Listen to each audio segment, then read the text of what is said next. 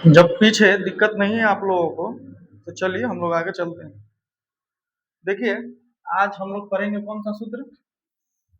विभाजन सूत्र। ठीक है, विभाजन सूत्र को इंग्लिश में कहा जाता है सेक्शन फॉर्मूला। कौन सा फॉर्मूला कहा जाता है जी? Section formula. ठीक है, विभाजन सूत्र को इंग्लिश में कौन सा फॉर्मूला कहा जाता है? Section formula. ठीक है, और आप लोग जानते हैं विभाजन का मतलब क्या होता है? विभाजन का मतलब होता है बंटवारा। ठीक, बंटवारा, ये जो बंटवारा है यहाँ पे हम लोग रेखा का करेंगे। किसका करेंगे? रेखा का। मतलब आइए पहले इसको जानते हैं, ये कहना क्या चाह रहा है कि अब आपको करेगा क्या कि कोई एक सरल रेखा मान लीजिए कि दे दिया। ठीक है, ये सरल रेखा का एक बिंदु ए है और एक बिंदु क्या है? बी है। ठीक, इस रेखा का मान लीजिए कि टोटल लंबाई कितना सेंटीमीटर है? 4 सेंटीमीटर। मतलब यहां से लेके यहां तक का जो टोटल लंबाई है वो कितना सेंटीमीटर हो गया? 4 सेंटीमीटर। हम आपको यदि मान लीजिए कि बोल रहे हैं कि इस रेखा को आप क्या करिए कि 4 हिस्सा में बांट दीजिए, बराबर बराबर 4 हिस्सा में बांट दीजिए। तो जब आप इसको बराबर बराबर 4 हिस्सा में बांटिएगा तो प्रत्येक हिस्सा कितना कितना सेंटीमीटर का आएगा? 1 सेंटीमीटर का आएगा। कैसे कर लिया आप? तो किए क्या कि आप देख रहे थे कि भाई हमको 4 सेंटीमीटर दिया है और बोला गया है कि कई हिस्सा में बांटना है? 4 हिस्सा में। तो आप क्या किए कि अंदाज से इसको, एक हिस्सा इतना बड़ा हो गया AC, एक हिस्सा इतना बड़ा हो गया CD, और एक हिस्सा इतना बड़ा हो गया DE, और एक लास्ट वाला हिस्सा हो गया EB। अब ये प्रत्येक टोटल 4 सेंटीमीटर का था तो ये 1 सेंटीमीटर हुआ, ये 1 सेंटीमीटर हुआ, ये भी 1 सेंटीमीटर होगा, और ये भी कितना सेंटीमीटर होगा? 1 सेंटीमीटर होगा। इस प्रकार आप अंदाज से क्या किया कि 4 सेंटीमीटर का कुल लंबाई की एक रेखा को बराबर बराबर यदि आप 4 हिस्सा में बांटे हैं, उसमें से प्रत्येक हिस्सा का माप आपको कितना सेंटीमीटर का मिल गया? 1-1 सेंटीमीटर। तो ये तो आप अभी लॉजिकली अपने हिसाब से बांट लिए। हमको अब किसी भी रेखा को विभाजन जो है वो एक अनुपात में करना है। किस अनुपात में करना है? एक अनुपात में करना है। भाई एक कोई रेखा है, उससे इधर का पार्ट कुछ अनुपात हो और उससे इधर का अनुपात कुछ हो, हिस्सा दिया रहेगा कि कोई रेखा है, उसका एक अनुपात का हिस्सा इधर से इतना भाग का अनुपात होना चाहिए और इस रेखा के इस से इधर का इतना भाग का अनुपात होना चाहिए। तो इस कंडीशन में होगा क्या? तो इस कंडीशन में होगा क्या कि अगर कोई रेखा आपको दिया होगा तो आप जानते हैं कि रेखा का क्या होगा? 2 बिंदु होगा। जैसे यहीं पर मान लीजिए कि हम एक बिंदु लिए, यहाँ पे क्या चीज? A, एक दूसरा बिंदु हमने यहाँ पर लिया B। ठीक है, जिसमें से A बिंदु का नियामक हमने क्या ले लिया? x1, y। एक दूसरा बिंदु लिया जिसका नियामक क्या हमने ले लिया? x2, y।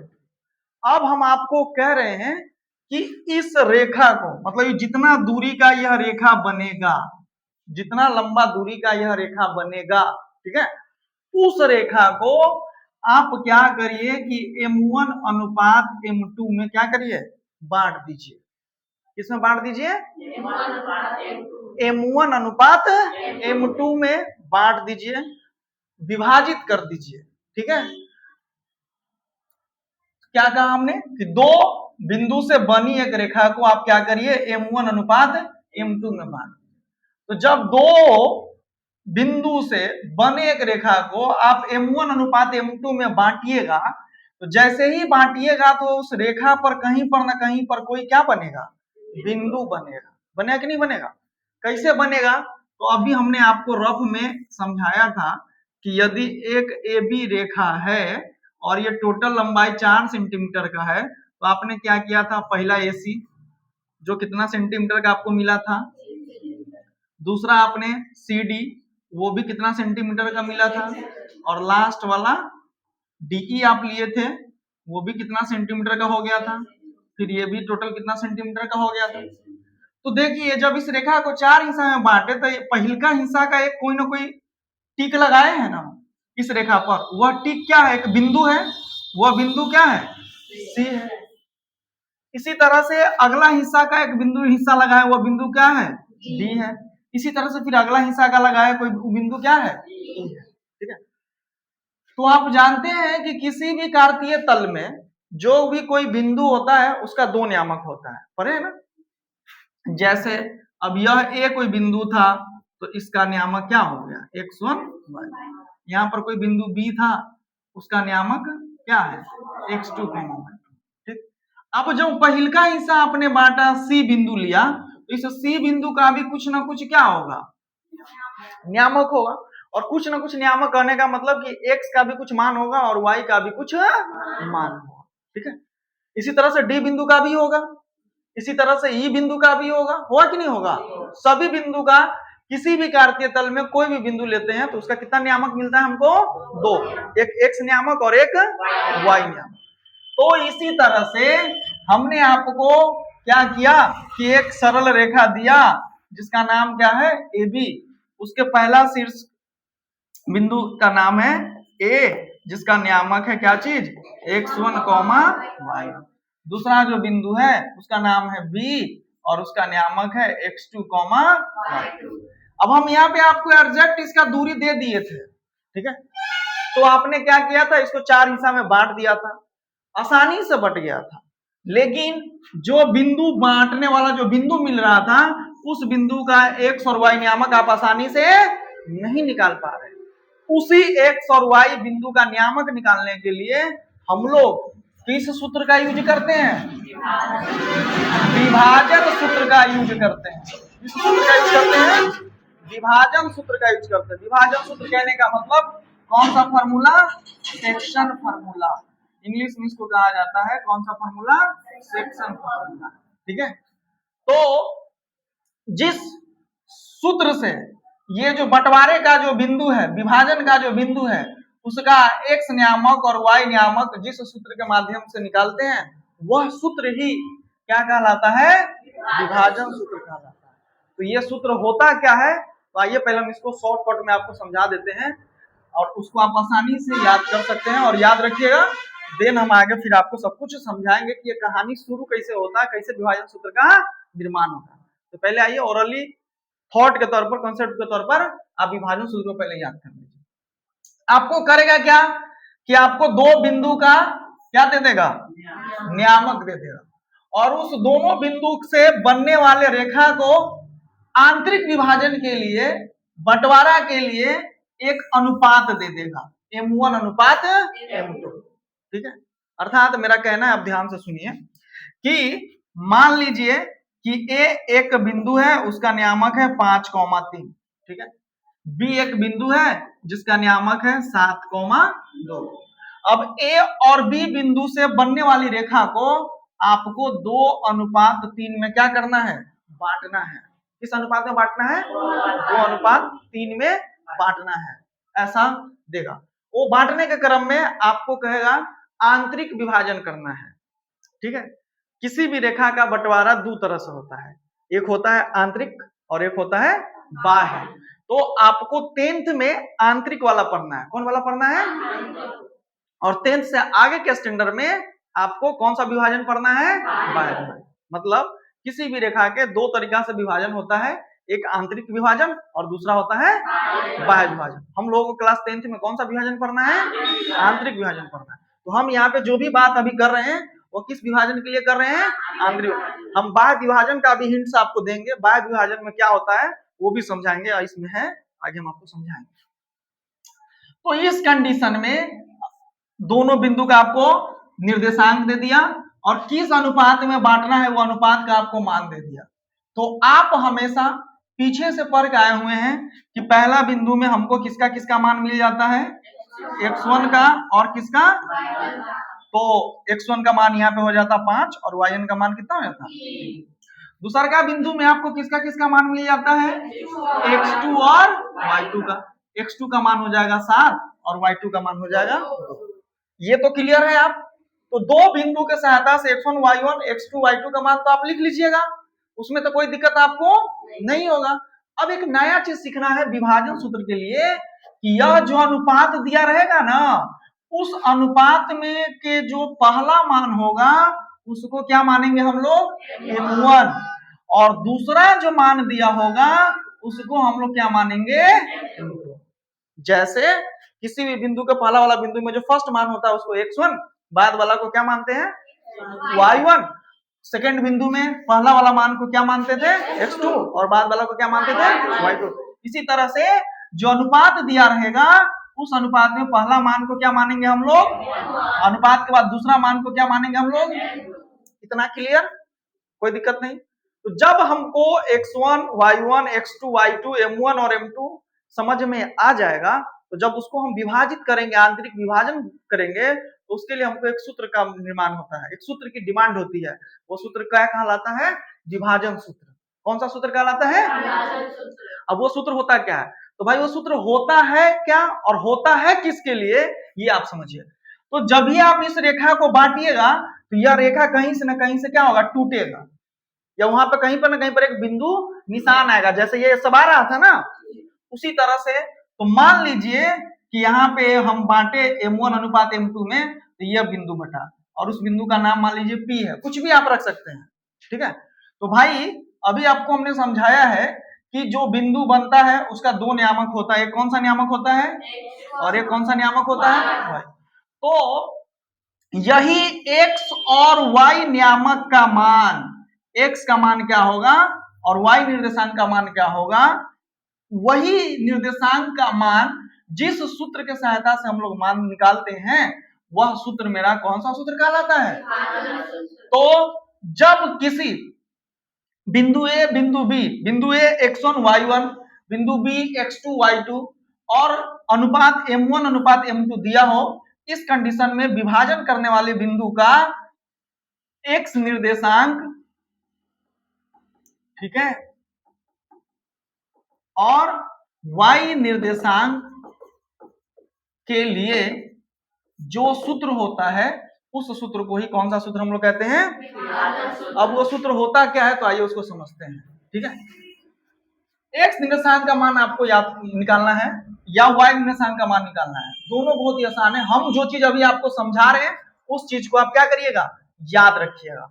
चलिए आइए देखिए, x निर्देशांक के लिए सूत्र निकालने के लिए आप क्या याद रखिएगा, इसको ध्यान से समझिए। क्या करिएगा कि m1 आतंका जगह छोड़ के प्लस एकरा सटले m2 लिख दीजिएगा, ऊपर में m1 प्लस m1 के बगल में थोड़ा सा जगह छोड़ दीजिएगा, प्लस m2 के बाद अपना छोड़ दीजिएगा। बट यही चीज क्या करिएगा, नीचे भी रख लीजिएगा, m1 प्लस m2। नीचे जगह छोड़ने की जरूरत नहीं है, समझ में आ रहा है। फॉर्मूला एकदम आसान है, बस अभी समझ गए तो आपको याद हो जाएगा। हमको x निर्देशांक निकालना रहे चाहे y निर्देशांक निकालना रहे, ठीक है, हम क्या करेंगे कि ऊपर m1 थोड़ा जगह छोड़ के अब प्लस m2, अब बट्टे में भी m1 प्लस m2 क्या करेंगे, लिख लेंगे, चाहे वह x निर्देशांक का फॉर्मूला हो चाहे वह y निर्देशांक का फॉर्मूला, ठीक है। x निर्देशांक निकालने के लिए अपना दिमाग में आप रख लीजिए कि खाली इसमें x से आता है, चाहे y निकालना रहेगा तो y वाला में खाली क्या आएगा, y ही आएगा। समझिए, हम दो बात अभी बोल रहे हैं, x निर्देशांक निकालना रहे चाहे y निर्देशांक निकालना रहे, पहले का फॉर्मेट बनाएंगे m1 थोड़ा सा जगह छोड़कर प्लस m2, अब पूरा का बट्टा में m1 प्लस क्या लिख देंगे, चाहे y निर्देशांक निकालना रहे m1 प्लस m2, अब बट्टे m1 प्लस m2 लिख लें, दोनों के लिए इतना सेम है, कोई दिक्कत नहीं। अब दूसरा बात हमने आपको समझाया है, अगर x निर्देशांक निकालना है तो इसमें खाली किसका समायोजन होगा, x का, और y निकालना रहेगा तो खाली किसका समायोजन होगा। अब कैसे समायोजन होता है उसको समझिए, m1 है तो इसमें गुना कर देंगे x2 के मान से, और m2 है तो इसमें गुना कर देंगे x1 के मान से। m1 के साथ कौन गुना होगा, और m2 के साथ कौन गुना होगा। इसी तरह से y निर्देशांक निकालना रहेगा तो m1 के साथ किसको गुना करेंगे और m2 के साथ किसको गुना करेंगे। इसका मतलब है कि फॉर्मूला क्या बन के आ गया x निर्देशांक का, तो m1 into x2 plus m2 into x1 बट्टे m1 प्लस m2। किस निर्देशांक का? विभाजन सूत्र के लिए x निर्देशांक का सूत्र क्या होगा?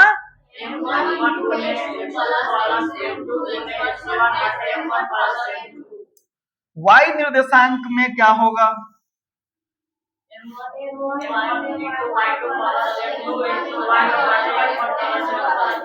कोई दिक्कत? लॉजिक क्या है? लॉजिक वही याद रखना है। x निर्देशांक निकालना रहे तो यो क्या ऊपर में लिखेंगे m1 प्लस m2 और पूरा का बट्टा में m1 प्लस m2। y निर्देशांक निकालना रहे तो यो वही बात m1 प्लस m2 और बट्टे m1 प्लस m2। कोई दिक्कत? x का m1 में किससे गुना करेंगे? m2 में किससे गुना करेंगे? y के लिए m1 में किससे गुना करेंगे? y2 से। और m2 में किससे गुना करेंगे? ये हो गया x निर्देशांक के लिए और ये हो गया y निर्देशांक। तो यही सूत्र मेरा कौन सा सूत्र कहलाता है? विभाजन सूत्र कहलाता है। यही सूत्र मेरा कौन सा सूत्र कहलाता है? विभाजन सूत्र कहलाता है। और इसी को जैसे P के लिए विभाजन सूत्र बिंदु P के लिए क्या करेगा? फॉर्मूला के रूप में आपको लिख देगा m1 into x2 plus m1 into m2 into x1 बटे m1 प्लस m2। कॉमा लगा देगा, एकरा बगले में y का भी मान लिख देगा। ठीक है, एकरा बगले में ऐसा जैसे ही लिखे ना ऐसे ही लिख देगा क्या चीज? तो m1 into y2 plus m2 into y1 बटे m1 प्लस m2।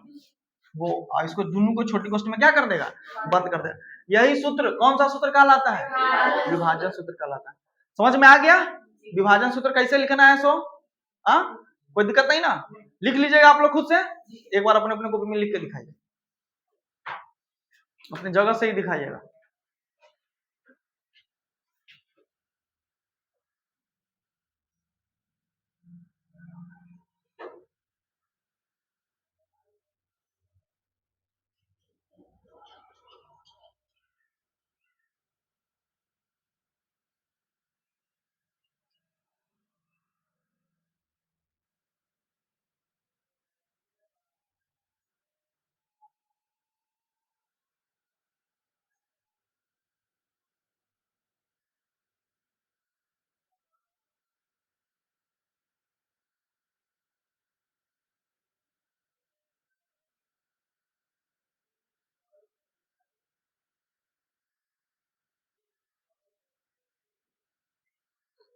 दिखाइए वहीं से।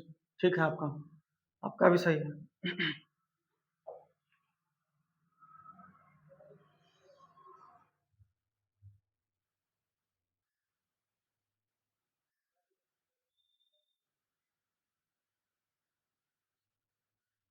दिखाइए, सही है। चलो आप देखो, अब जब ये समझ में आपको आ गया, आप लोग सही सही लिख लिए, तो अब आगे चलते हैं। अब इसका हिस्ट्री जानते हैं, भाई ये क्या है, कैसे बना, सब कुछ को जानते हैं। ठीक है, कंसेप्ट मेन आपको हमने क्या कर दिया? समझा दिया। ठीक है, चलिए आइए। अब देखिए ये विभाजन सूत्र था, इसका एक सटीक बना हुआ है। इसमें आप बताइए हमको एक साथ लिखना रहता तो कैसे लिखते हैं?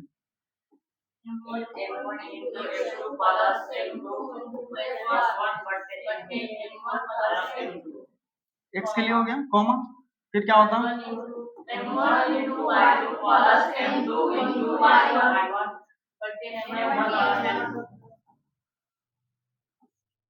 ये हो गया इस बिंदु का x निर्देशांक और इस बिंदु का ये हो गया। इसी को कौन सा सूत्र कहते हैं हम लोग?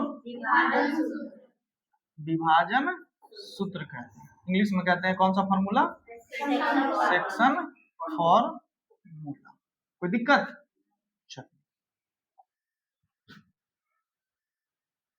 देखिए इसकी शुरुआत होती है, कहता है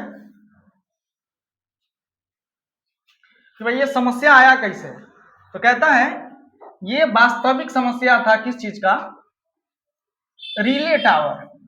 जैसे फोन हम लगाते हैं ना, टावर बनता है, जैसे बरियापुर में टावर है और जगह पर कहीं कहीं पर टावर होता है ना जी, तो वो टावर की चर्चा है। तो कहता है कि कोई एक टेलीफोन कंपनी है जो दो बिंदुओं यानी दो रास्ताओं के बीच में एक अपना टावर लगाना चाहता है, ठीक है।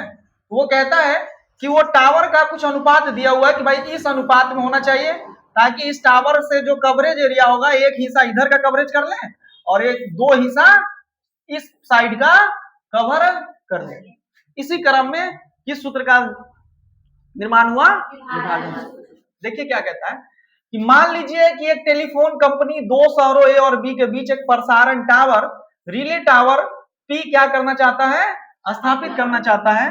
शर्त यह है कि टावर की बी से दूरी, बिंदु बी से दूरी उसकी ए से दूरी की क्या होनी चाहिए? दो गुनी होनी चाहिए। तब में इसका अनुपात क्या दिया हुआ? दो। अर्थात पी रेखाखंड ए बी को 1:2 के अनुपात में क्या करता हूं? विभाजित करता हूं, ठीक है। अब हम ग्रिड पर टावर पी के सटीक निर्देशांक कैसे ज्ञात करेंगे? ये जहां कहां पे लगेगा, इसका सटीक निर्देशांक पी का एक्स और वाई का कैसे निकालेंगे? यही निकालने के लिए किस सूत्र का जन्म हुआ? विभाजन सूत्र का जन्म हुआ। और इसी का इस पी बिंदु का ही एक्स और वाई निर्देशांक हम लोग जिस सूत्र के माध्यम से निकालेंगे वही मेरा कौन सा सूत्र कहलाएगा? विभाजन सूत्र कहलाएगा। समझ में आ रही बात? चलो आगे फिर चलते हैं।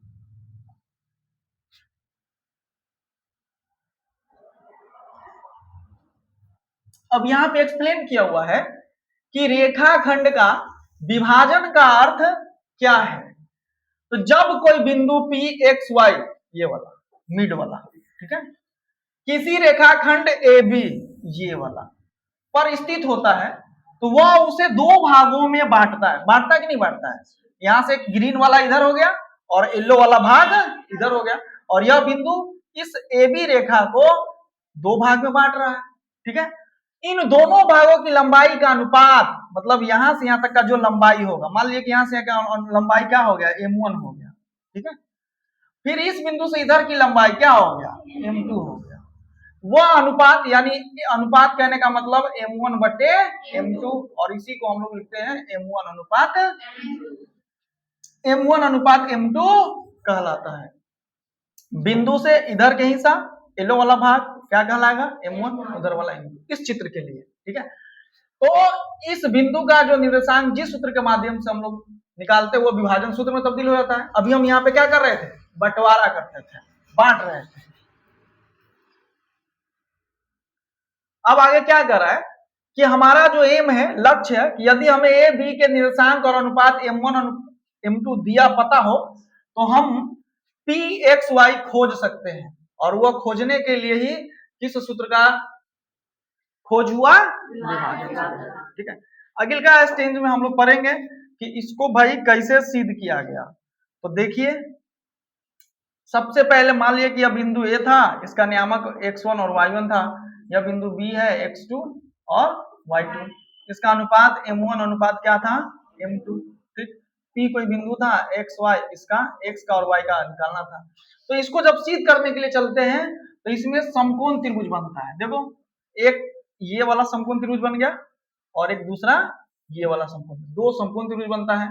अब तिरछी रेखाओं की गणना कठिन होती है, इसीलिए हम ए पी और बी से एक्स अक्ष और वाई अक्ष पर लंब क्या करते हैं? खींचते हैं। कहां कहां से? ए पी और बी से। देखो यहां से एक लंब ये, एक लंब ये, एक लंब ये।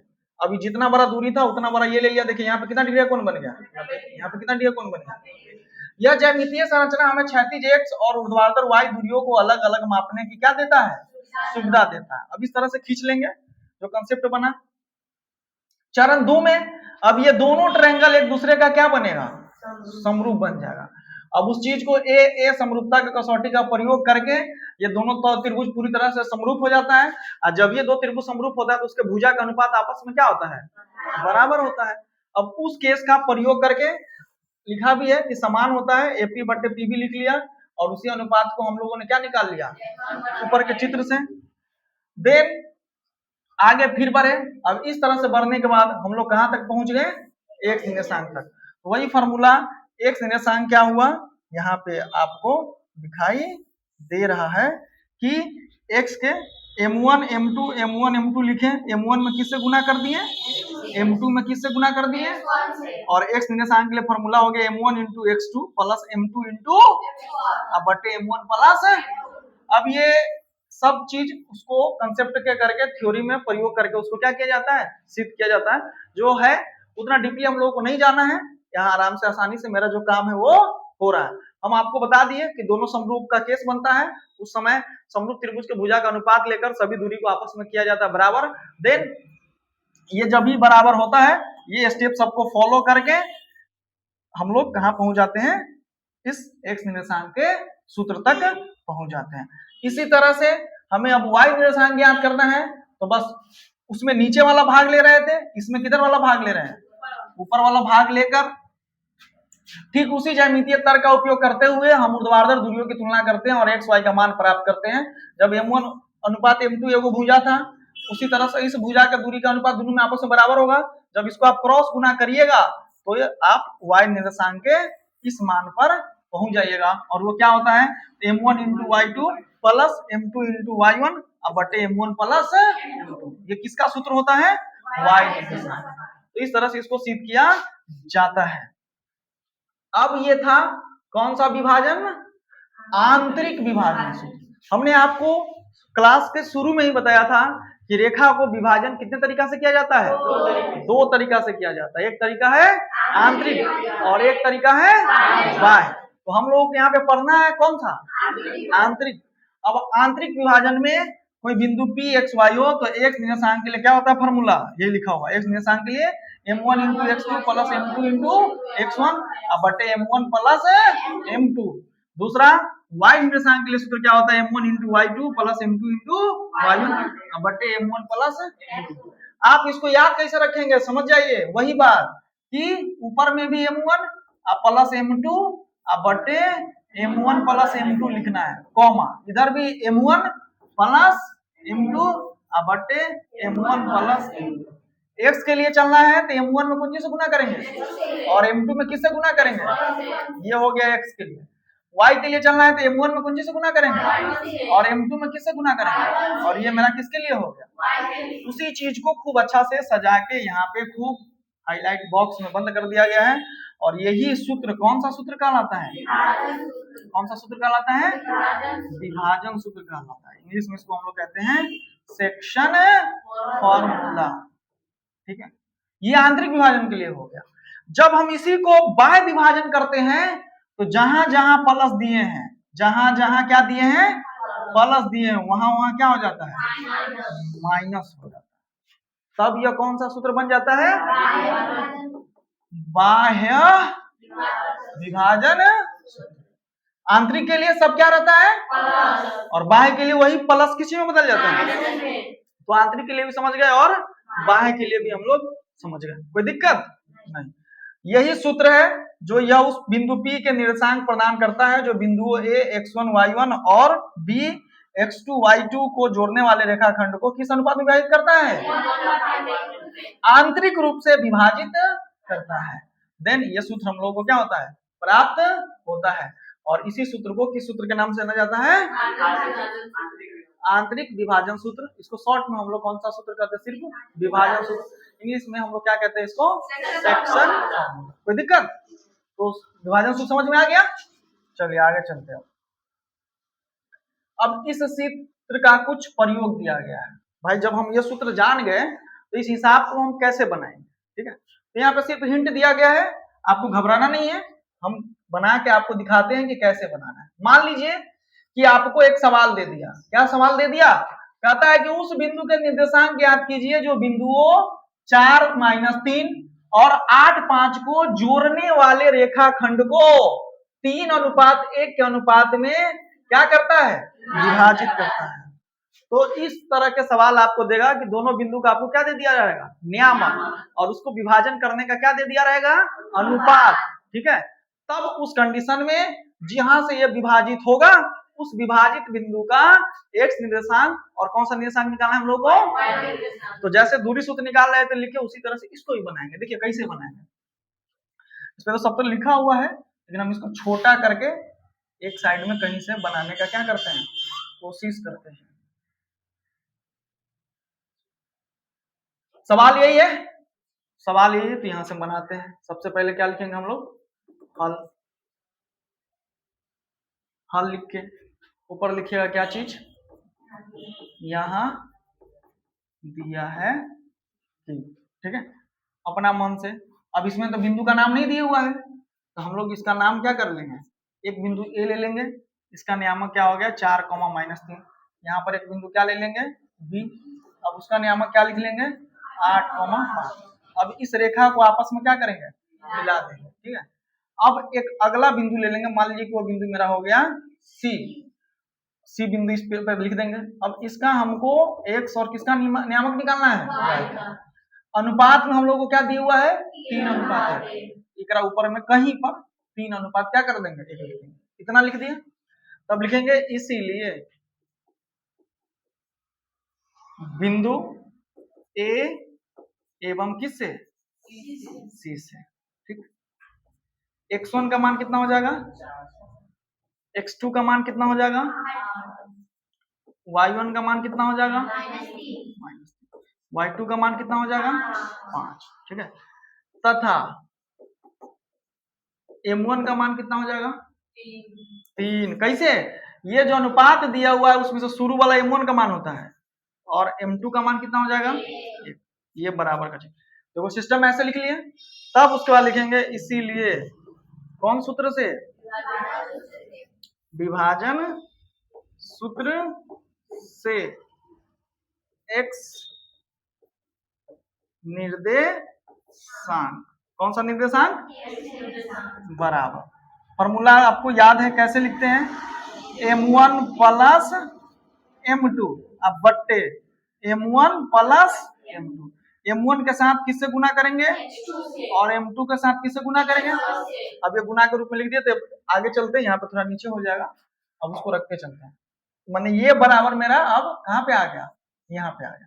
अब m1 का मान बताइए क्या है, तो 3 गुने x1 x2 का मान बताइए 8, तो 8 प्लस उसके बाद m2 का मान बताइए 1 गुने, ये x2 था तो x2 के साथ किसको गुना करते हैं, ये m2 था तो m2 के साथ किसको गुना करते हैं, तो x1 का मान क्या है 4, ठीक, बट्टे m1 का बट्टे m1 प्लस, तो m1 का मान कितना है 3 और m2 का मान कितना है। चलिए अब इसको ऊपर में गुना करेंगे, तो 3 8 24 और प्लस 4 और 3 8 क्या हो जाएगा 24 में 4 जोड़िए कितना हो जाएगा, बट्टा में कितना हो जाएगा, ये 4 सते, यानी x निर्देशांक का यहाँ पर लिख लेंगे, इसीलिए x निर्देशांक बराबर कितना आ गया 7। अब उसके बाद लिखेंगे और अब हमको क्या निकालना है, y निर्देशांक, ठीक है। तो y निर्देशांक बराबर फिर वही सूत्र, क्या चीज, m1 प्लस m2 बट्टे m1 प्लस m2। चलिए अब m1 है तो इसमें कौन चीज से गुना करेंगे और m2 है तो इसमें कौन चीज से गुना करेंगे, बस। अब सबका मान पुट कर दीजिए।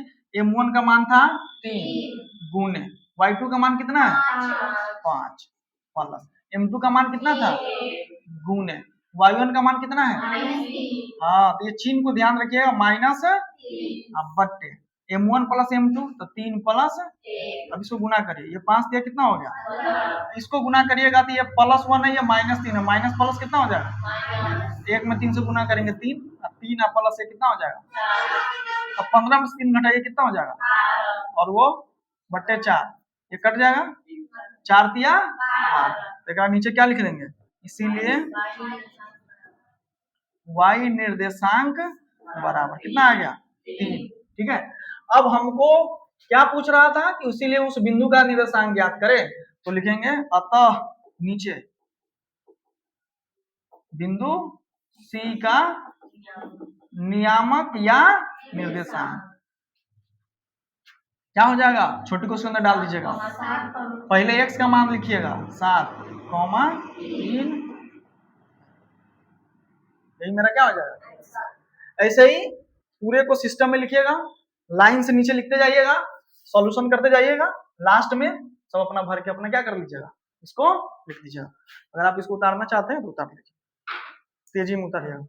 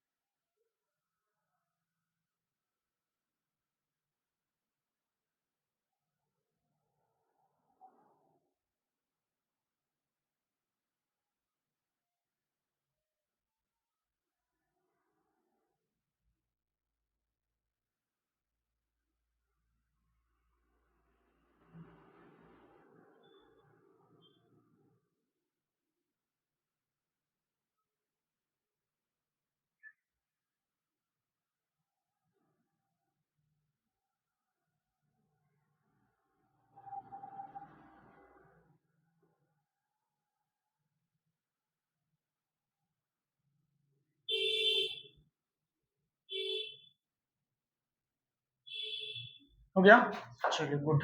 देखिए अब इसको समझिए। तो समझ में आया कि विभाजन सूत्र फॉर्मूला पर कैसे सवाल पूछता है। यानी सवाल आपको कैसे दिया रहेगा, तो बिंदु का निर्देशांक पूछेगा और दो बिंदु का आपको क्या दे दिया रहेगा, नियामक, और उसको किस अनुपात में बांटना है वो दे दिया रहेगा। इस तरह का सवाल आपको 2 नंबर में या कभी कभी 3 नंबर में भी पूछता है, और कभी कभी कितना नंबर में कर देता है, 1 नंबर में पूछता है। ठीक है, कितना नंबर में पूछता है, 1 नंबर में पूछता है। तो 1 नंबर में पूछेगा तो इतना लंबा बनाने की जरूरत है नहीं है। 2 नंबर में पूछेगा तो आपको इतना बनाना पड़ेगा, समझ गए। देन जाके आपको 2 में पूरा से पूरा नंबर आपको मिलेगा, समझ रहे बात को। ठीक है, अगर ऑब्जेक्टिव में पूछेगा तो सीधा अपना मन से ये सब करिएगा, जितना शॉर्ट से शॉर्ट कम से कम समय में आप क्या कर सके, बना सके, सीधा कैलकुलेशन पर पहुंच जाइएगा। ठीक है, तो विभाजन सूत्र पर आधारित प्रश्न इस फॉर्मेट में रहेगा, और उस विभाजन बिंदु को आपको क्या निकालना रहेगा, निर्देशांक। तो हम लोग इस सूत्र का प्रयोग करके और इस तरह से स्टेप फॉलो करके क्या कर सकते हैं, उस बिंदु का निर्देशांक ज्ञात कर सकते हैं। हमें लगा कि आपको कहीं पर कोई दिक्कत इसमें नहीं है। तो यह अब इसमें सवाल पूछने का तरीका बदलता जाएगा। अभी आपको क्या किया था कि 2 बिंदु का नियामक दे दिया था और उसका अनुपात दे दिया था, तो विभाजन बिंदु का आपसे क्या पूछ रहा था, निर्देशांक। अब क्या करेगा कि अनुपात दिया रहेगा, ये बिंदु का निर्देशांक दिया रहेगा और अनुपात नहीं देगा। ठीक है, अनुपात नहीं देगा, और ये जो बिंदु जहां जो बिंदु बांटता है एक्स वाई, उसका भी आपको क्या कर देगा, नियामक दे देगा, इसका भी नियामक दे देगा, ये दोनों नियामक भी दे देगा, और आपसे अब वो पूछेगा कि भाई अनुपात ज्ञात बताइए कि भाई यह बिंदु इस दोनों बिंदु से बनने वाले रेखा को किस अनुपात में विभाजित कर रहा है। ठीक है, तो उस केस के लिए हम लोग क्या करते हैं कि ये चीज देख लीजिए कि जब हमको अनुपात ज्ञात करना रहे तो इस कंडीशन में हम लोग अनुपात क्या मानते हैं कि अनुपात 1 मानते हैं। जब अनुपात ज्ञात करना रहे तो उस कंडीशन में अनुपात को हम लोग मान लेते हैं, तो वो विभाजन बिंदु का अनुपात क्या है कि अनुपात 1 है। ठीक है, तो वही देखिए कभी कभी हमें बिंदु दिया जाता है लेकिन अनुपात खोजना होता है, तो दो अज्ञात M1 और M2 के बजाय हम अनुपात को क्या मानेंगे, हमेशा मान सकते हैं, जहां k बराबर क्या हो जाएगा M1 अनुपात M1 बटे M2। ठीक है, अब इसको करके इस कंडीशन को हल करते ही गणना करने का बहुत ही आसान बना दिया जाता है। ठीक है, जब अनुपात कहेगा कि किस अनुपात में कटेगा तो आप सीधे ये बना के और 1 के बराबर करके उसको क्या कर दीजिएगा सॉल्व, आपको अनुपात आ जाएगा।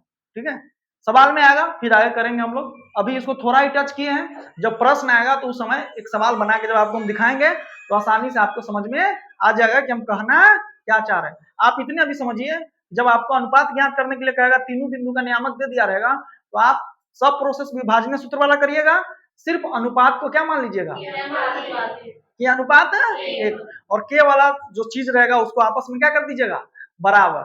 ठीक है, बराबर करके उसको सॉल्व करिएगा, के का जो मान आएगा वही आपका M1 अनुपात M2 का मान आ जाएगा। के का मान हमेशा बट्टा में आता है, अगर पूर्ण अंक में आएगा जैसे 5 आ गया तो 5 बट्टा वो क्या होगा 1, तो उसको 5 अनुपात 1 करके M1 का मान 5 और M2 का मान 1 हो जाएगा। कोई दिक्कत? चलिए उसको छोड़िए, अब हम मेन चीज पर आ रहे हैं। वो मेन चीज मेरा मध्य बिंदु, वो मेरा मेन चीज क्या है मध्य बिंदु। अब आपको क्या करेगा कि कोई दो बिंदु आपको दे देगा। ठीक है, कहेगा कि बिंदु ए इसका नियामक है x1, y2, एक बिंदु बी है इसका नियामक है x2, y2, एक तीसरी कोई बिंदु है जो इस दोनों बिंदु से बनने वाले जो रेखाखंड है उसके ठीक कहाँ है बीचों बीच है। ठीक बीचों बीच का कहने का मतलब है वह बिंदु उसके कहाँ स्थित है मध्य में स्थित है। कहाँ स्थित है मध्य में स्थित है, तो वो मध्य में स्थित मध्य बिंदु का क्या ज्ञात करिए निर्देशांक ज्ञात करिए। किसका निर्देशांक ज्ञात करिए मध्य बिंदु का निर्देशांक ज्ञात करिए। तो मध्य बिंदु का सूत्र बड़ी पॉपुलर है और ये आपको बहुत सारा सवाल बनाने में क्या करेगा मदद करेगा। जहां भी मध्य बिंदु आएगा फट से इस फॉर्मूला का यूज करके उस बिंदु का आप क्या कर लीजिएगा निर्देशांक ज्ञात कर लीजिएगा।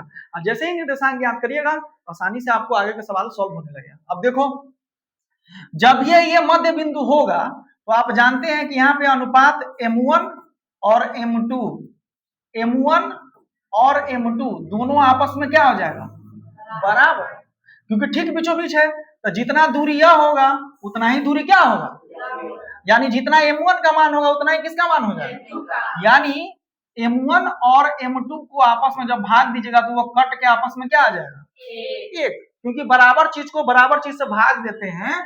जैसे 5 को हम 5 से भाग देंगे तो कितना है, तो आपको तो अभी समझ में आया कि ये दोनों अनुपात आपस में क्या हो जाएगा, और जब ये उसको बट्टा में करिए तो अनुपात किसके बराबर हो जाएगा 1 के बराबर हो जाएगा। तो वही चीज है, जब बिंदु P रेखाखंड के ठीक बीच में होता है तो अनुपात क्या हो जाता है और विभाजन सूत्र अपने आप सबसे सरल रूप में क्या होता है बदल जाता है। अब वो सरल रूप में किस रूप में बदल जाता है तो देखिए, आप जानते हैं कि विभाजन सूत्र होगा क्या, तो M1 into x2 plus M2 into x1 यही होगा बटे M1 प्लस M2 फिर M1 into y2 plus M2 into y1 बटे यहाँ पे छूटा M1 प्लस M2। अब इस दोनों आपस में सब क्या हो जाएगा कटपुट, इसका अच्छा से यह अनुपात जब कट जाएगा तो P के लिए क्या फॉर्मूला निकल गया, मध्य बिंदु P के लिए x निर्देशांक के लिए क्या फॉर्मूला निकल गया और y1 प्लस y2 बटे 2। ठीक है, अब ये आपको समझ में नहीं आ रहा है कि सर ये कैसे हो गया, तो आइए उसको बढ़िया से देखते हैं समझते हैं सवाल में क्या होता है।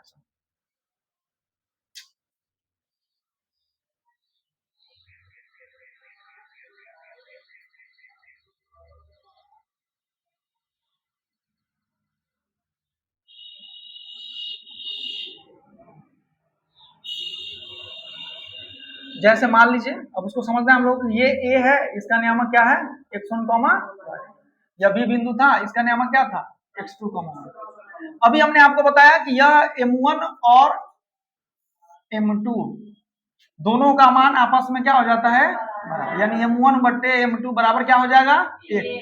अब एक को तो 1/1 लिख सकते हैं कि नहीं लिख सकते हैं, यानी m1 का मान कितना हो जाएगा और m2 का भी मान कितना हो जाएगा, कोई दिक्कत नहीं, ये समझाया ना अभी। अब देखो, आप विभाजन सूत्र पहले लगाइए, अभी मध्य बिंदु को छोड़िए, विभाजन सूत्र के हिसाब से x निर्देशांक के लिए क्या होता है फॉर्मूला, m2 इंटू x1 की उल्टे हो गया ना, ये क्या होगा, ये मेरा होगा m1 और ये मेरा क्या हो जाएगा अब प्लस, ये क्या होगा अब बट्टे क्या होता है, चलो आप m1 का मान क्या है गुने x2 तक कुछ नहीं है, x2 रहेगा, रहेगा कि नहीं रहेगा, m2 का मान क्या है x1 तक नहीं है कुछ, तो वही ना है x1 हो जाएगा, बट फिर m1 प्लस m2 यानी 1 प्लस क्या हो जाएगा, अब 1 से x2 में गुना करेंगे तो क्या होगा, 1 से x1 में गुना करेंगे तो क्या होगा, एक में जोड़ेंगे क्या हो जाएगा, इसी चीज को सिस्टम में लिख दिए हैं कि x1 प्लस x2 अब बट्टे क्या होगा, यही ना फॉर्मूला, x निर्देशांक का मान यही है ना, x1 प्लस x2 बटे 2। मध्य बिंदु का x निर्देशांक का सूत्र क्या होता है, सिंपल, ठीक है। इसी तरह से y निर्देशांक के लिए देखते हैं, तो आप जानते हैं कि विभाजन सूत्र में y निर्देशांक के लिए सूत्र क्या होता है, तो m1 गुने प्लस m2 गुने बट्टे m1 प्लस m1 का मान 1 है, y2 का मान y2 है प्लस m2 का मान भी क्या है और y1 का मान क्या है, m1 का मान 1 है, m2 का मान भी क्या है, जब 1 से y2 में गुना करेंगे क्या होगा, 1 से y1 में गुना करेंगे क्या होगा, 1 में 1 जोड़ेंगे क्या होगा, सिस्टम में लिखेंगे, यही ना फॉर्मूला है। मध्य बिंदु का y निर्देशांक के लिए फॉर्मूला क्या होता है,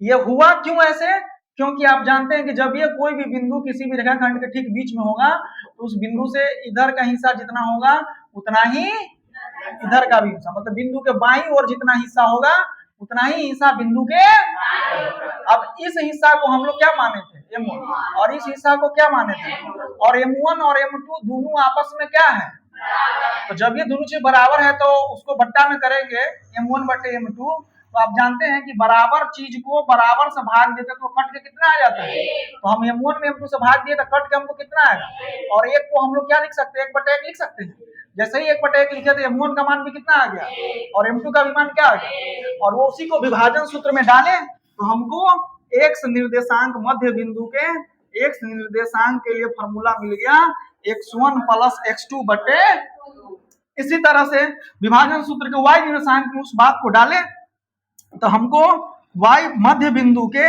y निर्देशांक का फॉर्मूला मिल गया y1 प्लस y2 बटे 2, और वही फॉर्मूला यहाँ पे लिखा हुआ है कि मध्य बिंदु P के लिए x निर्देशांक के लिए x1 प्लस x2 बटे 2 और y निर्देशांक के लिए y1 प्लस y2 बटे 2 होता है, ये मध्य बिंदु का सूत्र होगा, ठीक है।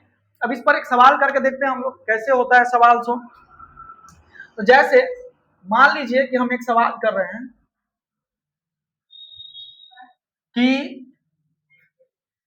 कोई बिंदु है, एक बिंदु A है, ठीक है, उसका नियामक हो गया 5,3 और एक दूसरा बिंदु B हो गया, उसका नियामक हो गया 7,4, ठीक है, ठीक है, ये बिंदु AB हो गया पूरा, और इसका मान लीजिए कि ये बिंदु क्या है C है, अब ये मध्य बिंदु C का हमको क्या निकालना है, निर्देशांक निकालना है, तो इस कंडीशन में मध्य बिंदु C का जो निर्देशांक होगा वो कौन कौन होगा, एक x होगा और एक क्या होगा y, तो यहाँ से मध्य बिंदु के सूत्र के लिए हम लोग क्या निकाल सकते हैं, x निर्देशांक के लिए क्या हो जाएगा फॉर्मूला,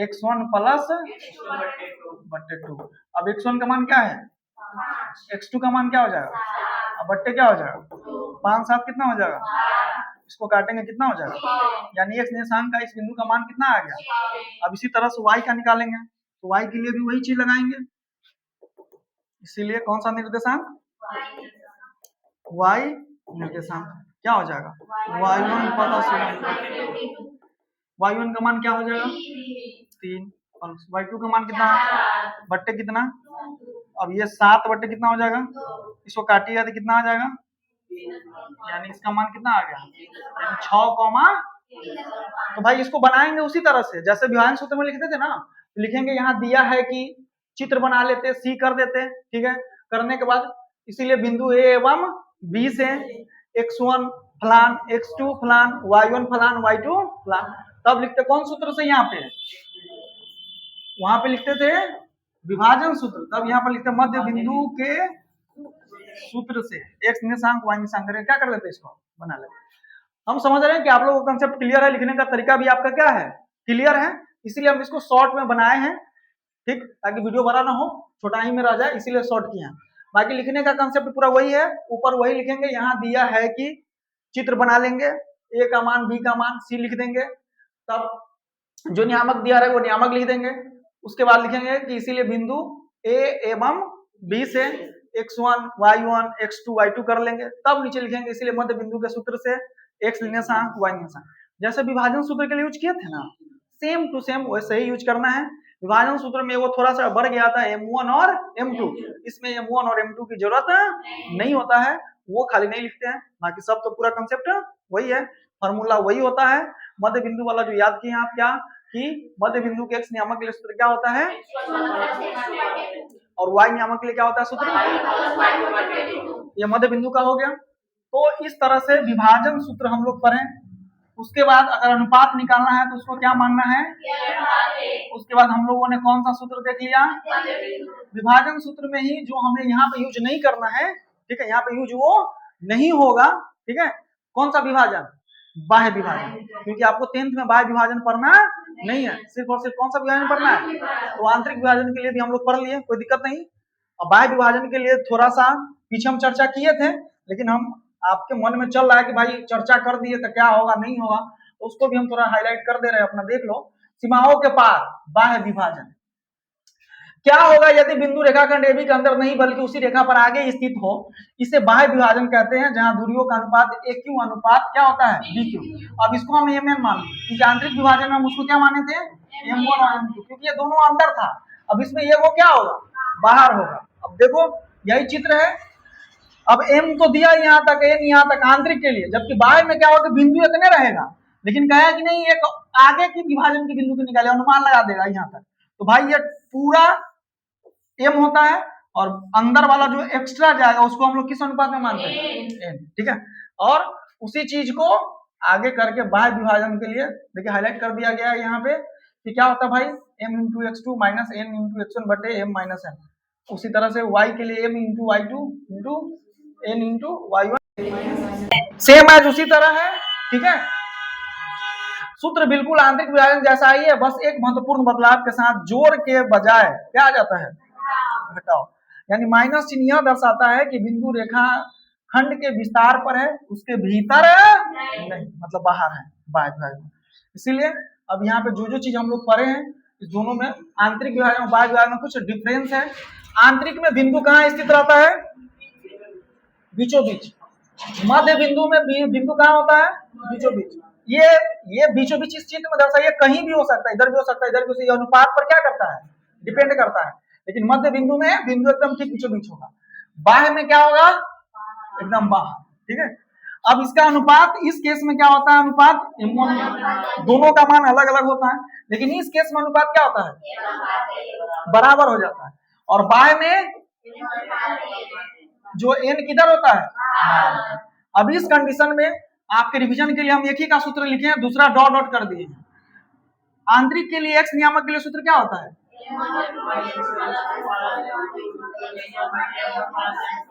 और यहाँ पे जो डॉट डॉट है मतलब y के लिए क्या होगा फॉर्मूला,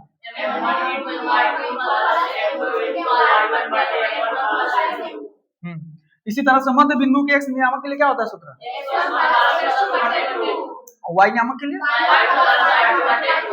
और इसको तो पढ़ना है नहीं, अपना एगो देख लीजिए, बाकी दूसरा का दिमाग में अपना कंसेप्ट करके रख लीजिएगा, इस पर थोड़ा कम ध्यान देना, कोई जरूरत नहीं है आपको, ये आपके सिलेबस है बाहर है, कोई दिक्कत नहीं, यहाँ तक समझ गए। चलिए अब आगे है यहाँ पे कुछ दिया हुआ, ये कैलकुलेशन में आपको एक चीज समझाया गया है जो आपको जरूरत भी नहीं है उतना, ठीक है, आप लोग इस चीज को जान चुके हैं, लेकिन एक्सप्लेन कर दिया गया। ये पीडीएफ नहीं रहेगा अपना, बाकी बात आप लोग समझ लीजिएगा। इस तरह से विभाजन सूत्र वाला स्लाइड हम लोगों का क्या हो गया, खत्म। विभाजन सूत्र में मुख्यतः 3 चीजें हम लोगों को क्या करना है, ध्यान देना है। पहला विभाजन सूत्र, उसमें विभाजन सूत्र में भी आपको कौन सा पढ़ना है, आंतरिक विभाजन। दूसरा मध्य बिंदु, ये बहुत इंपॉर्टेंट है, ठीक है। और तीसरा अनुपात ज्ञात करना।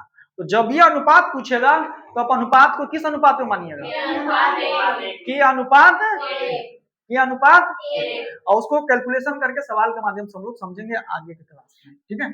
और तीसरा था जो बाह्य विभाजन था, वो आपके एरिया से क्या है, बाहर है, लेकिन आप अपने दिमाग में कंसेप्ट इतना बना के रखिए कि भाई बाह्य विभाजन में माइनस होता है, ठीक है। तो आप लोग क्या करिए, क्वेश्चन बैंक निकालिए, क्वेश्चन बैंक में विभाजन सूत्र से संबंधित जो दिया हुआ है